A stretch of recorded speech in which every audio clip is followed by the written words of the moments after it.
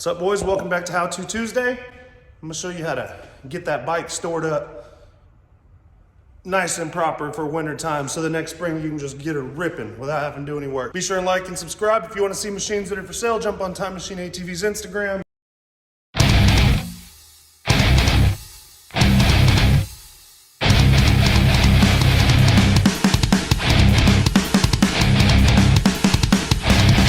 Alright guys, whether it's a 2-stroke or a 4-stroke, a lot of things are going to be really similar, but one thing I need to go ahead and just throw out there is that I'm from Texas, guys. We had a snow last year and we were actually under freezing for 7 days, got down into the teens. It actually got down to 0 a couple times with the wind chill. Most of my bikes were in that building. This one was still being built, and no blown head gaskets, no damage, nothing like that. If you're up far north, you know, there may be some other steps in this process that I leave out, but I'm going to tell you how we do it here so that you can get this thing ripping nice and easy next year. Contrary to what a lot of people believe, I don't drain the gas out of the tank. It isn't really recommended that you do so, because then you raise your chances of contamination from the fuel, dirt getting in there, moisture getting in there, etc. Lots of times they tell you go ahead and fill up your tank and put you some. Guys, you can run out to pretty much any auto parts store and get you a product like this, stable, they have seafoam, etc. And it's supposed to really extend the life of your gasoline. But next year, I don't usually plan on using the fuel. If you do put stable in it though, you should be able to. I mean, shake it up real good and turn off the valve on your petcock. Go to your carburetor. You're gonna wanna go to your carburetor here. This one has a nut on the bottom. Just take that nut off, let it empty completely out, put the nut back on. Other machines, like this YFZ or Banshees or some other, lots of other machines have a, see the Allen on the bottom of that right there? That'll drain this bowl. They're always on the bottom of the carburetor, and just loosen them up. On your pit bikes and stuff, you might have there's a flathead on the other side. It goes to that drain, so you can see the flathead in the very bottom down there. Oh no, you can't. Yeah, you can. Right down there at the bottom of the carburetor. Drain all the fuel out of that carburetor. Go ahead and do that. You don't want the fuel sitting in there, because it will turn bad even with stable in it over a couple months. And it'll gum everything up. Let's talk about antifreeze. Like I said, we're in the South. It's supposed to not freeze. Let's just get a random, I got some cheapy right here. Let's get a random bottle. See how cheap this bad boy is. This is the cheapest shit I could find, trust me. My old F-150, it don't run hot. Come on now. How you gonna guarantee me 300,000 miles? Oh, on this fluid's good for 300,000 miles. Well, let's see what antifreeze does. Concentrate, must add water. Oops, I ain't been doing that. Freeze protection.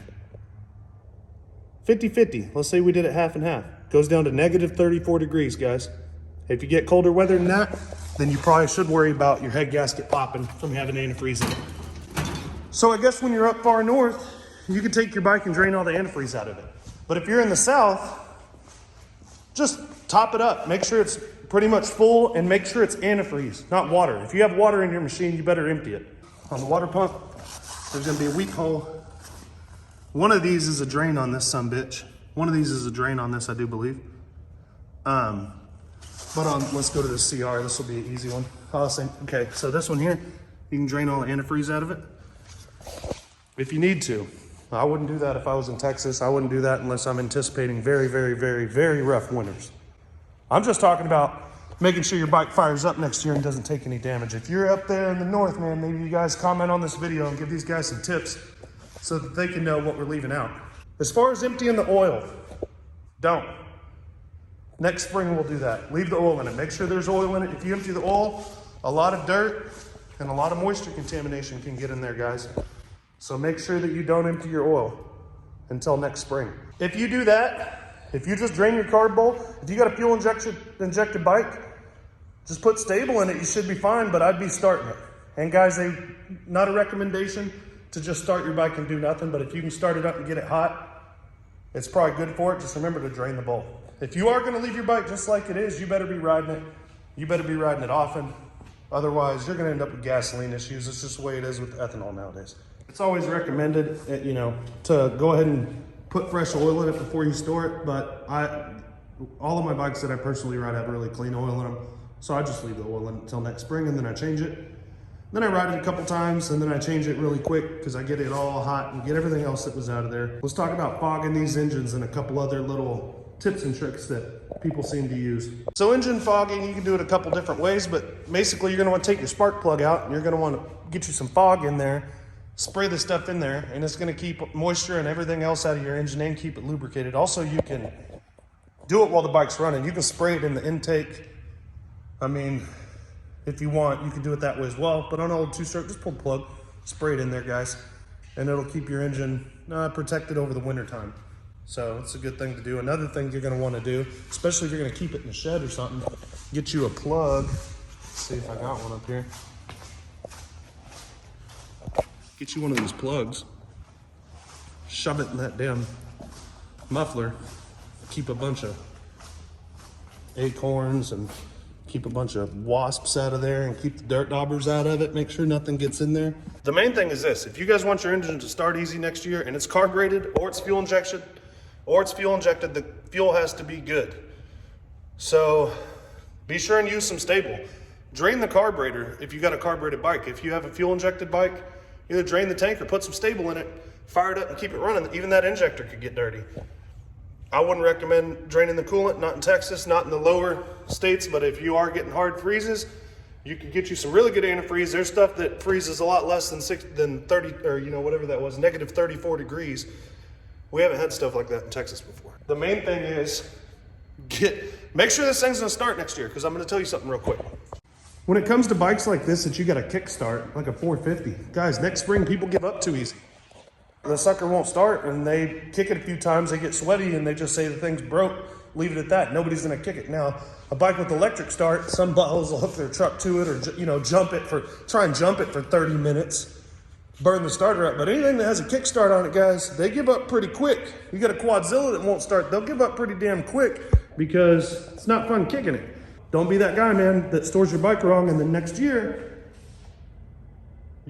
what do you know? It's not gonna wanna fire up, you're gonna have trouble with it, and you're gonna end up giving somebody a really good deal on it. So a few other tips, guys, is if you have a dirt floor, get that bike on a stand. Put it on something like this, and make sure that them tires ain't sitting in the dirt, because they will dry rot. I was looking, and apparently it's a big no-no. Do not put plastic over your dirt bike. So not a tarp or something like that, because it'll actually trap water, they say. Best thing to use is a sheet or an old blanket or some moving blanket, something like that, if you're gonna cover it. But apparently it's a no-no to put a sheet of plastic over it, because you'll have moisture on everything next year, so don't do that. If you're gonna leave it outdoors, guys, put some rat poison in it, put you something in there, you know, if you got it out in some shed that you're worried about something getting into, it'll take you some preventative measures, especially if you're gonna leave it in storage for a long time. You don't want something eating part of your wiring harness. So do that, guys. Get up in there. Be sure and like and subscribe. Share this video to your friends. Use the stuff, because if you don't, you're gonna end up selling something too cheap, and you're gonna frustrate yourself. So even if you're gonna ride it all winter, there's gonna be a time if you stop, even if you're only gonna leave it for a month, you might ought to do this stuff, guys. I just bought this. They got the head off of it. If you got a bike that's open, guys, it's a whole different ball game. I wouldn't be leaving engines open all winter. I'm getting to that sucker in the next 2 weeks. I appreciate you guys. Be sure and get up in there. Jump on Time Machine ATV's Instagram if you want to see some stuff for sale. This TRX 90 custom build should be done pretty quick. The 87 Big Red's going to go up for sale. I'm throwing that Quadzilla on tonight. The YFZ's already on there. The Banshee's already on there. I got some more surprises for you guys coming up too. Just wait. Guys, to make it really simple, maybe what you want to do is right here. Stabilize that fuel and drain it. Make sure it's not in your carburetor. 2, make sure you have freeze protection. Whether that means coolant, whatever, do not leave water in your bike all year in the wintertime, because it may freeze and it could cause a lot of damage. Make sure the machine has clean oil in it. If it's filthy oil, change it, guys. If it's clean, you can let it sit. Just make sure there is oil in it. Or you're gonna wanna go ahead and wash that thing, dudes. Wash it really good, and then take you some WD-40 or something that displaces water and spray it on everything. Get it all over everything. Take an air compressor, make sure there's no moisture left on it when you're done. Get them tires up off the ground, guys. Put it on a stand and make sure the tires aren't sitting in the dirt. Even if they just sit here, it's not good for them to sit for 6 months, especially through cold temperatures. And they will lose air, that's the problem. So they're gonna lose air over the wintertime, and you're gonna end up having dry rotted, cracked, flat tires. You don't want that. Throw you a moving blanket or something over it. Keep it out of the elements if you can. Next spring's a whole different ball game for you. You just fire her up nice and easy. If you have stable in the tank, shake that sucker up, turn on your fuel switch, open up your carb drain, watch clear fuel come out the bottom of it, close it, choke it and kick it. You should be ripping, or electric start it, whatever you have to do, guys. We appreciate you. Be sure and get up in there. I ripped the YFZ today with Parker. Show you all a little clip.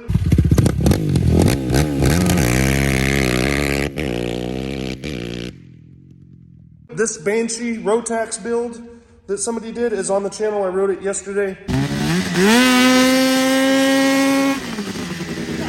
It's a lot of fun. I threw some paddles on it since then. We're gonna have to get another video, see what happens when it grabs.